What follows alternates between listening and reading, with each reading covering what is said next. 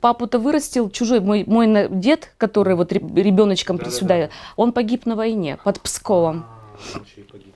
Он погиб, да. А потом папу вырастил другой дедушка, но он нас никогда не обижал, он нас очень любил. Ну, как бы папу, и нас, как детей папы, внуков, я говорю, только добро мы от него видели. И знаете, хочу сказать, что вот я, в принципе, так уважаю мужчин, которые умеют делать все своими руками. Вот он тоже, дедушка вот этот тоже, который не родной мне, он финскую войну проиграли, он сидел всю войну в Воркуте.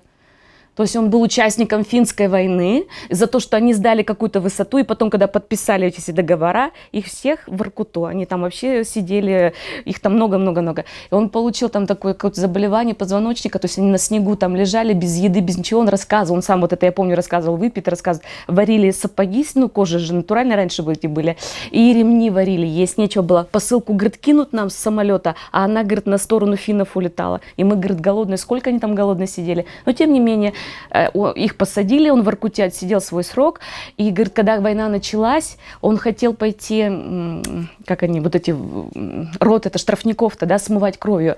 А кто им написал, как до него дошло? Говорит, сидите, не дергайтесь, оружие не дают. Мы, говорит, пушечное мясо. Лучше там сидите, говорит, хоть там живыми останетесь.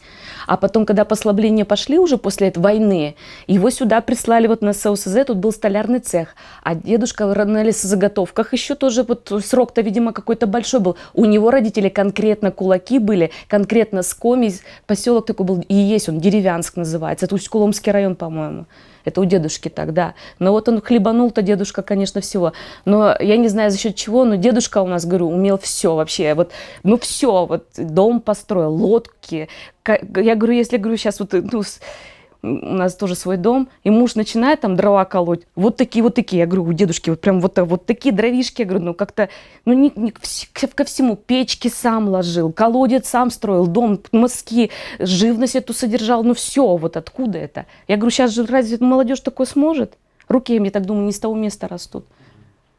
Папу вот так же он воспитал, папа тоже у нас много, он не кичился никакой работой, ни мужской, ни женской, стирать, пожалуйста, поесть, приготовить, пожалуйста. Но мы-то уже жили в Париже, у нас благоустроенное жилье, так было, скажем. А там вот свое это, ну, дедушку я всегда с хорошей стороны вспоминаю. Такой, он немногословный был, тоже любил вот выпить, когда выпьет, конечно, начинает эти рассказы про, ну, но тоже много не рассказывал. Видимо, я говорю, все равно все боялись, мало ли кто, чего, где, это уже, наверное, подсознание сидело.